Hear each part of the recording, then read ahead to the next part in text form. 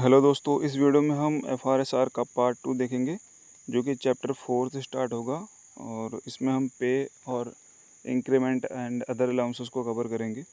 तो चलिए फिर शुरू करते हैं।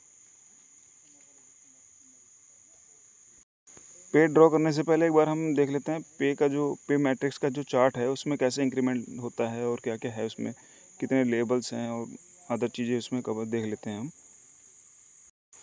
ये एक पे मैट्रिक्स का चार्ट है जिसमें फंक्शनल रोल जो होता है वो इस साइड को होता है, जैसे जिसमें मतलब जो हायरार्की को मेंटेन करता है, और जो पे प्रोग्रेशन होता है वो ऐसे टॉप से मतलब बॉटम की साइड जो है इस तरह से होगा। तो फंक्शनल रोल में क्या होता है, मैक्सिमम जो लेवल है पे का वो 18 तक, लेवल 18 तक है, और लोवेस्ट जो है वो लेवल 1 है। लेवल 1 पे बेसिक पे है 18,000 और लेवल 18 पे बेसिक पे 2,50,000 है। इस पे इंक्रीमेंट नहीं लगता और इस पे भी इंक्रीमेंट नहीं लगता। इस पे कुछ टेन्योर तक इंक्रीमेंट लगता है, मतलब 3-4 इंक्रीमेंट लगता है। इसके बाद जब अगर बेसिक पे हो जाती है 2,25,000 के लमसम, मतलब उसके अप्रॉक्स पहुंचती है, तब इंक्रीमेंट लगना बंद हो जाता है। और ऐसी कौन सी पे है जिस पे एक भी इंक्रीमेंट नहीं लगता, तो वो है 17 और 18। इन पे दोनों पे एक भी इंक्रीमेंट नहीं अलाउड है। ये जो लेवल 18 है ये कैबिनेट सेक्रेटरी का होता है। इसके अलावा जो ग्रेड पे होता है वो लेवल 14 तक ही होता है। मैक्सिमम ग्रेड पे 10,000 है जो कि लेवल 14 तक है। उसके बाद लेवल 15, 16, 17, 18 पे ग्रेड पे नहीं लगता। ये अभी तो लेवल, मतलब जब से जो ये 7 पे कमीशन लगा तब से लेवल कर दिया है, ग्रेड पे भी ख़त्म हो गया है। पर कहीं कहीं अभी दिखाते हैं ग्रेड पे के लिए, तो ये जानकारी के लिए ऐसा देख लीजिए। इसमें इतना याद रखिएगा कि मैक्सिमम जो बेसिक पे है वो 2,50,000 है, लेवल 18 है मैक्सिमम, और मिनिमम बेसिक पे 18,000 है, और इसका लेवल क्या है, लेवल 1 है। और मैक्सिमम ग्रेड पे जो होता है वो लेवल 14 तक होता है, 10,000। 17 और 18 में, लेवल 17 और 18 में क्या होता है, इंक्रीमेंट नहीं लगता है। लेवल 16 में कुछ टाइम तक इंक्रीमेंट लगेगा, जब लेवल मतलब 17 के अप्रॉक्स हो जाएगी सैलरी 2,25,000 के, तब इंक्रीमेंट लगना बंद हो जाता है। और लेवल 18 किसका होता है, कैबिनेट सेक्रेटरी के, मतलब बेसिक पे या उनके इक्विवेलेंट जो पोस्ट हैं कैबिनेट सेक्रेटरी के, उनके लिए होता है ये। 2016 में एक फिटमैन फैक्टर था जिसको, मतलब जिसके पहले जब जो पे बैंड थी उसको, मतलब उनका जो एम्प्लॉयज़ थे उनके बेसिक पे को 2.57 से मल्टीप्लाई कर दिया गया था। और 2006 में कितने से किया गया था, 2006 में जब 6th पे कमीशन लगा था तो किया गया था 2.87 से मल्टीप्लाई कर दिया गया था बेसिक पे को। इसके बाद फिक्सेशन ऑफ पे भी इसी में से देख लेते हैं। जब फिक्सेशन ऑफ पे क्या होता है, जब किसी का प्रमोशन होता है, नंबर 1 देख लीजिए, प्रमोशन पे होता है फिक्सेशन ऑफ पे। जब किसी एम्प्लॉय का प्रमोशन हो जाता है। दूसरा होता है कि अगर न्यू पोस्ट को ज्वाइन करता है, न्यू पोस्ट को ज्वाइन करने पे होता है फिक्सेशन ऑफ पे। या फिर अगर कोई जाता है डेपुटेशन पे, कोई एम्प्लॉय मतलब या फॉरेन सर्विस पे जाता है, तब उसका फिक्सेशन ऑफ पे होता है। तो तीसरा कब है, डेपुटेशन पे जाने पे। इन तीनों पे फिक्सेशन ऑफ पे होता है। और इसमें प्रमोशन में कैसे होता है कि मान लीजिए कि कोई सीनियर एडमिनिस्ट्रेटिव ऑफिसर असिस्टेंट है, उसका पे लेवल कितना है, लेवल 4 पे है। अब इसका बेसिक पे कितना है, 25,500। मान लीजिए कि 5 साल के बाद ये बनेगा क्या, ये बनेगा जूनियर एडमिनिस्ट्रेटिव ऑफिसर। जो ये बनेगा जूनियर एडमिनिस्ट्रेटिव ऑफिसर, तो इसका बेसिक पे कितना हो जाएगा, 35,400, और लेवल कितना हो जाएगा, 6। लेकिन अभी 4 साल के बाद इसको इंक्रीमेंट कितने लग चुके होंगे, एक लगेगा 26,300 का, एक लगेगा 27,100 का, एक लगेगा 27,900 का, और 28,700 के करीब आते आते उसका प्रमोशन हो जाएगा। तो वो पहुंच जाएगा। अभी ये पे जो होगी इसकी, ये फिक्स कर दी जाएगी 35,400 में, और इसमें एक इंक्रीमेंट भी दे दी जाएगा। तो 36,500 के से जो एम्प्लॉय होगा इसका बेसिक पे स्टार्ट होगा। पहले तो पे फिक्सेशन किया गया, इसको इस लेवल से उठा के यहाँ ला के रखा गया। उसके बाद क्या किया गया, इसके बेसिक पे में एक इंक्रीमेंट भी दिया गया। तो 35,400 के बाद 36,500 के करीब हो जाएगी उसकी बेसिक पे स्टार्टिंग से। उसके बाद मान लीजिए अगर कोई जूनियर एडमिनिस्ट्रेटिव ऑफिसर है, मतलब जाओ है, और उसका प्रमोशन होता है अगले 5 साल के बाद। तो उसका पे फिक्सेशन कैसे होगा? 5 साल के बाद मान लीजिए कि फर्स्ट ईयर उसका बेसिक पे हो गया 36,500, सेकंड ईयर 37,600, ऐसे 38,400, 39,900, 41,100, ऐसे ऐसे करते करते 42,300, 43,600, मान लीजिए 44,900 पहुँच गया, या 46,200 पहुँच गया, इस सेल के करीब आ गया 46,200। यहाँ पे उसको मिला प्रमोशन। अब वैसे तो जनरली 5-7 साल में हो जाता है, पर मान लो कि हाइपोथेटिकली समझ लो कि ये थोड़ा लेट हुआ और 46,000 इसकी बेसिक पे हो गई, कितनी एम्प्लॉय की 46,200 हो गई। अब इसका यहाँ पे प्रमोशन हुआ, तो अब इसमें हम ये सेल मैच करेंगे। ये कहाँ मैच हो रही है? ये 44,000, ये इसके बाद 46,200 के बाद, मतलब लेवल सेल 7 के जो सेकंड सेल है इसमें आ रही है, जो ये है 46,200।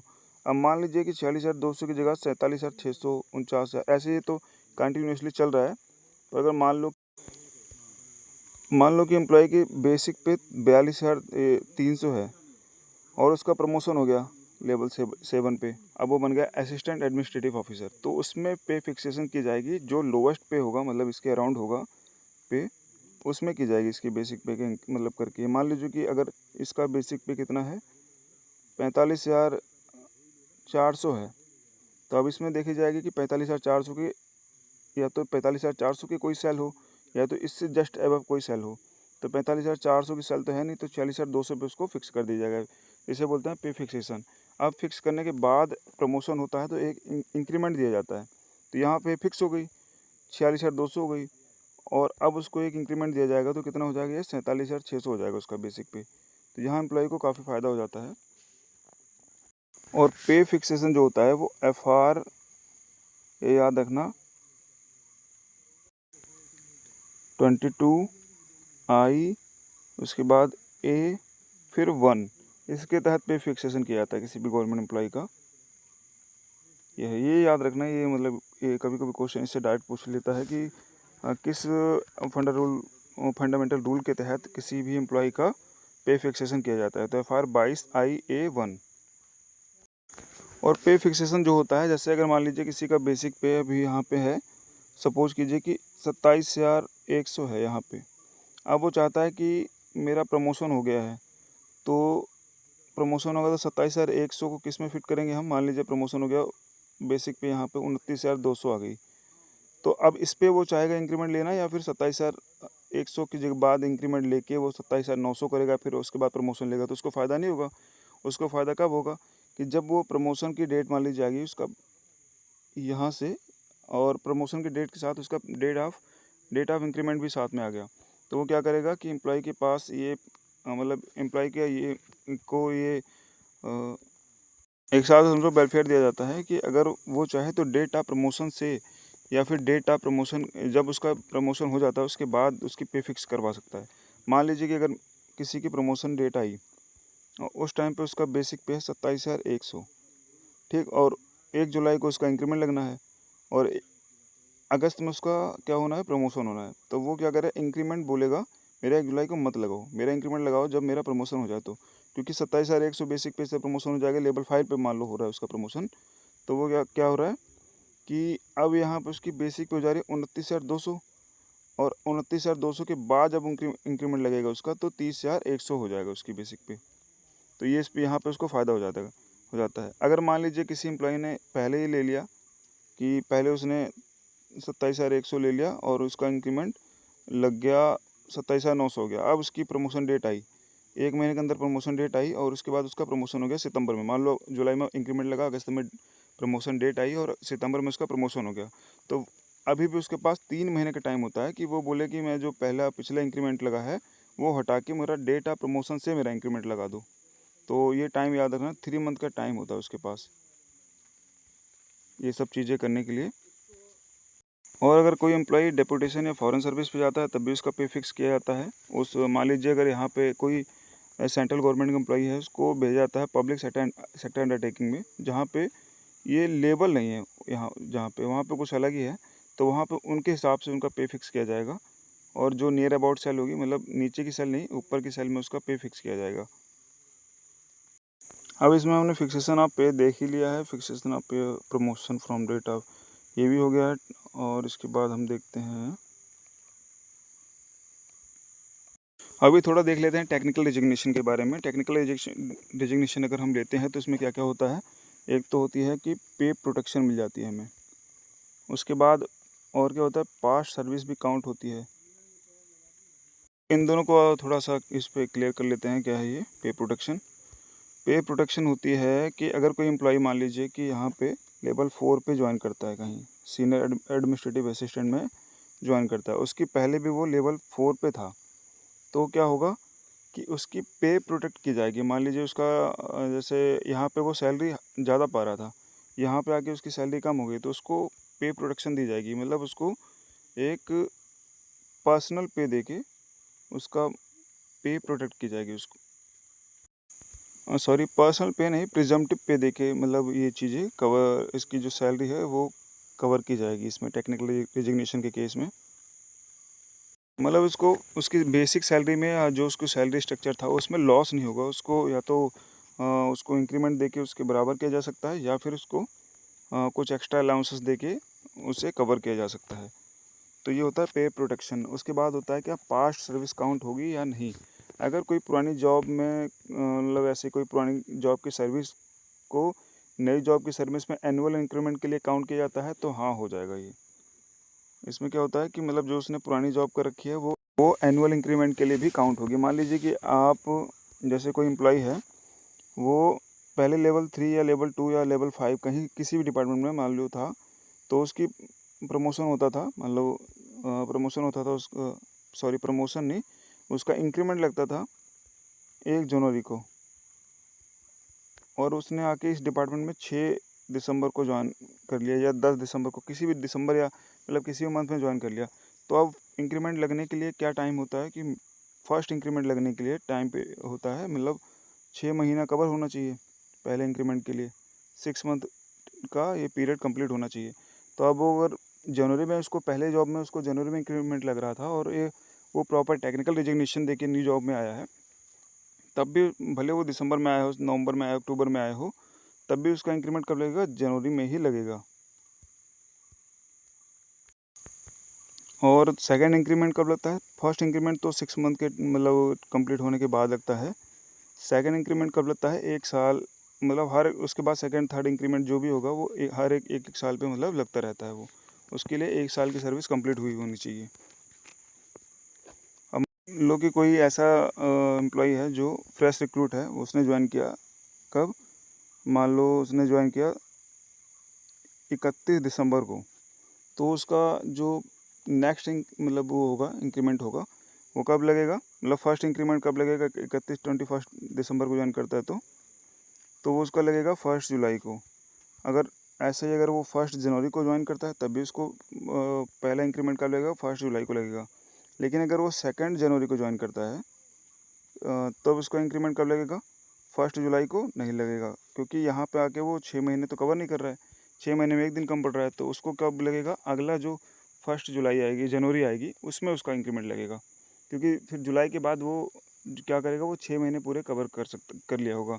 और इंक्रीमेंट भी साल में 2 बार ही लगता है, और हर पर्सन का मतलब किसी भी एम्प्लॉय का 1 बार इंक्रीमेंट लगता है, पर वो क्या होता है, किसी का जनवरी में लगता है, किसी का जुलाई में लगता है। और जनवरी की कौन सी डेट को, 1 of January and 1 of July को लगता है। अब देखते हैं स्टेपिंग अप ऑफ पे टू रिमूव एनोमलीज। एनोमलीज क्या होती है, मान लो जैसे कोई एक एम्प्लॉय है पहले से ही जो किसी डिपार्टमेंट में काम कर रहा है, और कोई फ्रेश एम्प्लॉय आया, मतलब फ्रेश रिक्रूट आया, वो भी सेम पे वर्क कर रहा है, तो इसमें क्या होगा, पे एनोमलीज ना आए।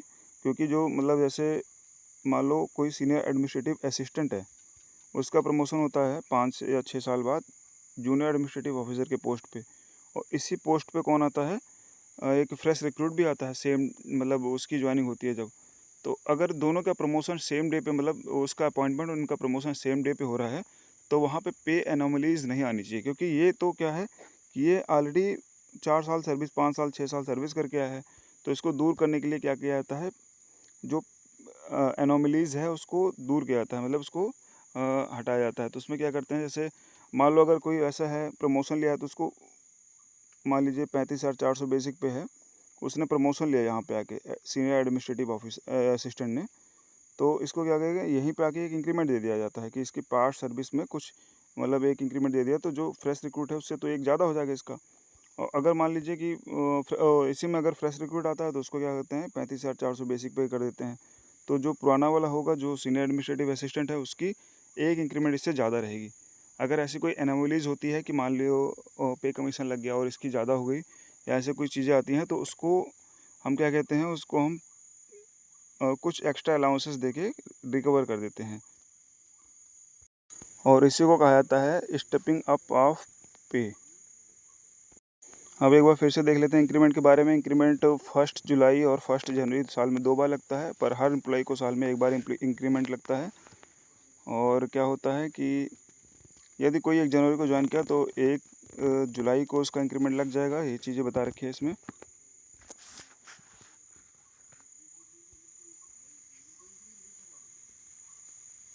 अब इसमें देख लेते हैं period which count for increment. कौन कौन से पीरियड है जो काउंट होता है इंक्रीमेंट के लिए। अब इसमें है ऑल पीरियड्स ऑफ ड्यूटी, मतलब जो भी ड्यूटी में काउंट होता है वो सारे पीरियड्स काउंट होते हैं।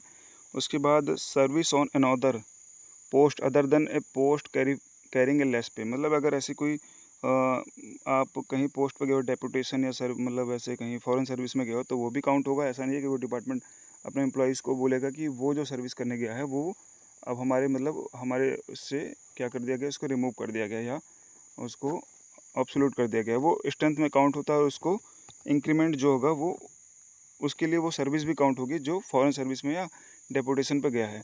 ऑल काइंड्स ऑफ लीव होगी other than extra ordinary leave, मतलब जो भी काइंड्स ऑफ लीव, मतलब जैसे ईएल हो है, एचपीएल है, और क्या है ये है कैजुअल लीव, इन पे क्या है मिलेगा उसको। और अगर ईओएल ग्रांट हुई है उसको मेडिकल सर्टिफिकेट के बेसिस पे, तब भी उसको इंक्रीमेंट मिलेगा। Other than on medical certificate due to inability of the government servant to join duty on account of civil commotion. मान लो सिविल में कोई ऐसा सिविल विद्रोह हो गया या अंदर कोई ऐसा चक्का जाम कर दिया, स्ट्राइक कर दी, जिसकी वजह से कोई एम्प्लॉय ज्वाइन नहीं कर पाता है, और उसको उस दिन का मतलब जब ज्वाइन नहीं कर पाता तो उसे उस पीरियड को एक्स्ट्रा ऑर्डिनरी लीव में डिपार्टमेंट कन्वर्ट कर देता है, तो वो भी क्या होगा, इंक्रीमेंट के लिए काउंट होगा, क्योंकि इसके पास वो रीज़न है जिस टाइम पे वो ज्वाइन नहीं कर पाया। अगर कोई एम्प्लॉय जाता है, परस्यू करता है higher technical and scientific studies, तो उस टाइम पे भी क्या होगा, उसको इंक्रीमेंट दिया जाएगा, क्योंकि इसमें फुल सैलरी भी दी जाती है।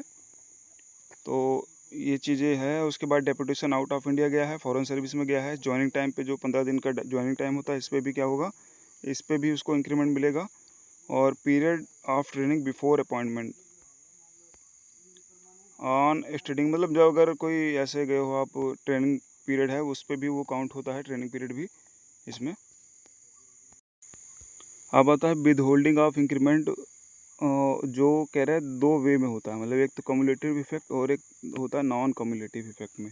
तो अगर कम्युलेटिव इफेक्ट में इंक्रीमेंट को विदहोल्ड किया गया है तो ये इंटायर सर्विस पर इफेक्ट, मतलब वो इंक्रीमेंट नहीं दिया जाता, मतलब उसे दोबारा, जैसे मान लीजिए किसी का इंक्रीमेंट रोक दिया गया 1 साल के लिए, या मतलब ऐसे एक इंक्रीमेंट रोका गया, तो अगर कम्युलेटिव इफेक्ट से रोका गया है तो वो इंटायर सर्विस को इम्पैक्ट करेगा, मतलब उसका जो इंक्रीमेंट है दोबारा नहीं दिया जाएगा। अगर नॉन कम्युलेटिव पे रोका गया है उसे, तो वो विद इन 3 ईयर मतलब उसको दे दिया जाता है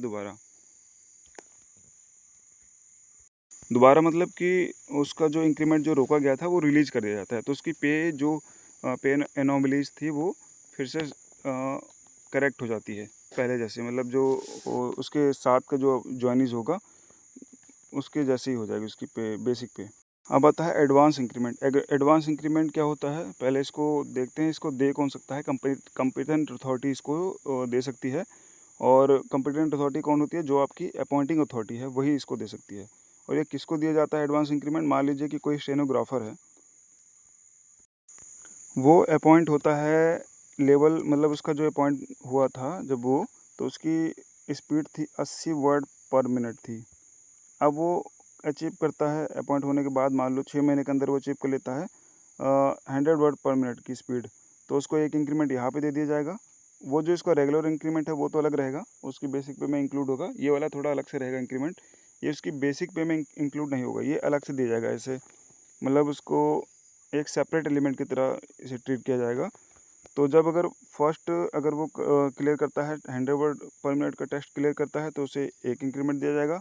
उसके बाद अगर 120 वर्ड का पर मिनट का शॉर्ट हैंड क्लियर करता है तो उसे सेकंड इंक्रीमेंट दिया जाएगा। मान लो कि अगर 80 वर्ड पर मिनट की स्पीड से वो भर्ती होता है, शॉर्ट हैंड इसको आती है 80 वर्ड WPM की, और डायरेक्ट 120 पे वो टेस्ट देता है, क्वालिफाई कर लेता है, तो उसे यहाँ पे 2 इंक्रीमेंट एक साथ दे दिए जाएंगे। लेकिन अगर उसका प्रमोशन हो जाता है उसी लेवल पे जिस लेवल पे 120 WPM वाला रहता है, तो उसको क्या किया जाएगा, ये जो इंक्रीमेंट जो सेपरेट एलिमेंट है इसको ख़त्म कर दिया जाएगा, क्योंकि अभी यहाँ पे इसका प्रमोशन ही हो गया है इतने इतने लेवल पे जितने पे ये रिक्वायरमेंट होती है 120 वर्ड पर मिनट की। अब क्या केसेस हैं जो जिन पे एडवांस इंक्रीमेंट नहीं दिया जाएगा? As reward for meritorious work, इस पे क्या होगा कि इस पे एडवांस इंक्रीमेंट नहीं दिया जाएगा, कि मतलब अगर कोई बहुत अच्छा वर्क करता है तो उसको 1 इंक्रीमेंट दे दो, ऐसा नहीं है। और क्या होता है कि मिनिस्ट्री ऑफ फाइनेंस की एडवाइस के अगेंस्ट में कोई इंक्रीमेंट ऐसा नहीं देना है, रूल के अगेंस्ट में भी नहीं देना है, और कोई भी एक्स्ट्रा अलाउंसेस मिल रहा है तो उसको कंपनसेट करने के लिए, मतलब पहले उसको किसी एम्प्लॉय को एक्स्ट्रा अलाउंसेस मिल रहा था, अभी उसको मिलना बंद हो गया, तो उसको कंपनसेट करने के लिए ये इंक्रीमेंट नहीं देना है। अब ये है lump sum incentive for acquiring higher education. अगर कोई हायर एजुकेशन एक्वायर करता है जो कि मतलब टेक्निकल होनी चाहिए और साइंटिफिक होनी, या तो साइंटिफिक होनी चाहिए, और उसके जो जो उसका जॉब रोल है उसमें वो हेल्पफुल होनी चाहिए। ऐसा नहीं कि कोई मतलब जिसका कोई जूनियर इंजीनियर है वो जाके MA कर लेता है या PhD कर लेता है इन अदर फील्ड, जो कि उसके जॉब रोल में कोई हेल्प नहीं करती है, तो उस पर नहीं दिया जाएगा। लेकिन अगर उसी फील्ड में करता है, MTech को कर लेता है या BTech कर लेता है, तो हायर एजुकेशन जैसे मान लो कोई डिप्लोमा पर भर्ती हुआ जूनियर इंजीनियर, वो जाके आगे BTech कर लेता है, फिर आगे MTech कर लेता है, तो उसको ये लमसम अमाउंट मिलेगा। तो इसमें देख लेते हैं, जैसे कोई PhD या इक्विवेलेंट ऐसे कोई डिग्री करता है, ऐसे कोई डिग्री लेता है तो उसको 30,000 दिया जाएगा। PhD डिग्री या diploma of duration more than 1 year है तो उसको 25,000 मिलेगा। इसका देख लीजिएगा, एक बार याद कर लीजिएगा जो जो चीज़ें हैं इसको। अगर कोई ऐसा एम्प्लॉई है जो स्टडी लीव लेके गया था, उसके बाद उसने हायर एजुकेशन अगर मतलब अचीव करी है, तो उसको ये चीज़ें नहीं दी जाएगी, क्योंकि वो तो ऑलरेडी स्टडी लीव पे लेके गया था डिपार्टमेंट से, और वहाँ पे उसको सैलरी भी दी जा रही थी। ये लमसम अमाउंट मैक्सिमम 2 बार दिया जा सकता है। एक बार आपने UG करी और दूसरी बार आपने PG करी, और इसके बीच में 2 साल का गैप होना चाहिए। और ये जो क्लेम है आपको विदिन 6 मंथ करना चाहिए from the date of acquisition of higher education. तो इस वीडियो में इतना ही। इसके आगे का हम नेक्स्ट वीडियो में कवर करेंगे जिनमें हम अदर चीज़ें देखेंगे। तो तब तक के लिए राम राम सभी को।